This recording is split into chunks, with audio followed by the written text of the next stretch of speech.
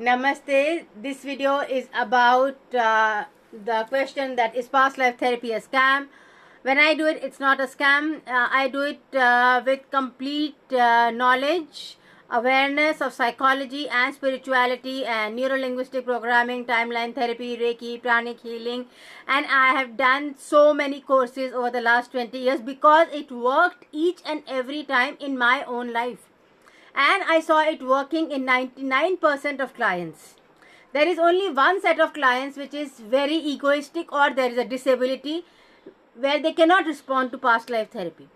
But 99% of people who reach me are aware, and they are souls which are awakened, and they can change themselves. When they change the programming in their subconscious mind, they can actually apply it in their present life.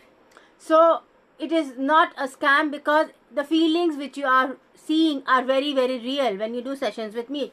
Now, if somebody else sees your past life and you get something which is completely unrelated to who you can be or what you are, then it is, it can be that there is a spirit attachment in your body, like that of your father or mother or sister or brother or a friend. And when you are not personally going for a past life session, or it is unpaid healing, then the energy can flow anywhere, and you can get a healing, or if it's very cheap, then you can get an answer from any one of those spirits, and it's not directly your answer. So if you want directly your answer, you have to make a karmic sacrifice, that this is my energy which I am putting, and I want an answer for my energy. And then you get you have to put some payment in it which is substantial for you, and then you get the correct karmic reading. So it is not something which can be imagined, because if you are getting the correct vibrational reading, your present life vibrations relate to it.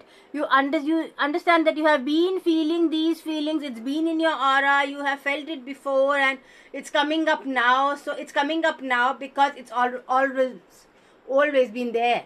It might have come in your dreams. You can enter a past life even through your dreams. I mean, lucid dreaming, you see visions very carefully. But in lucid dreamings, you are sleeping, you are in delta state. But in a past life therapy, you can be lucid dreaming and yet awake. So you enter a dream and you construct a story around it, and then the dream stops coming, you heal. The programming changes in the subconscious mind, you come alive in the present life. So most people who are coming for past life therapy, they have had a sudden death, and they are not alive that they are that those circumstances are over. Like, you're entering a dream and you're suddenly out of it, and you're not aware that the dream is over, and then the dream is controlling your subconscious mind and making you make choices in ways which are not normal for you. I mean, if the dream is creating a lot of anxiety in you, might be making choices in life which are anxiety creating.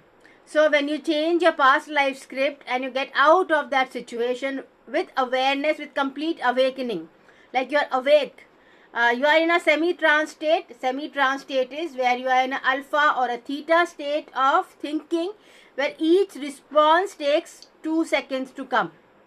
Otherwise, when you are in a beta state of thinking, you are around 25 cycles in a cycle.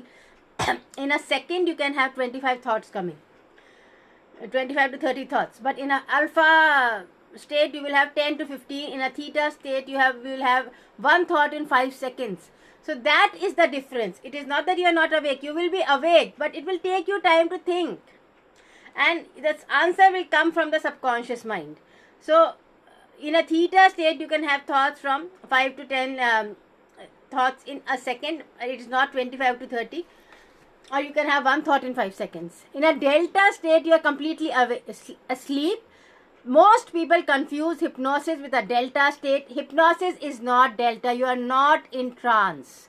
So don't come and say, I did not go in trance. I mean, that is very, very childish. Nobody is doing magic on you or taking responsibility for your karma. You have to see where you went wrong. You have to understand where you went wrong and change your pattern of thinking with complete awareness that this is where I went wrong. This is what I should have done.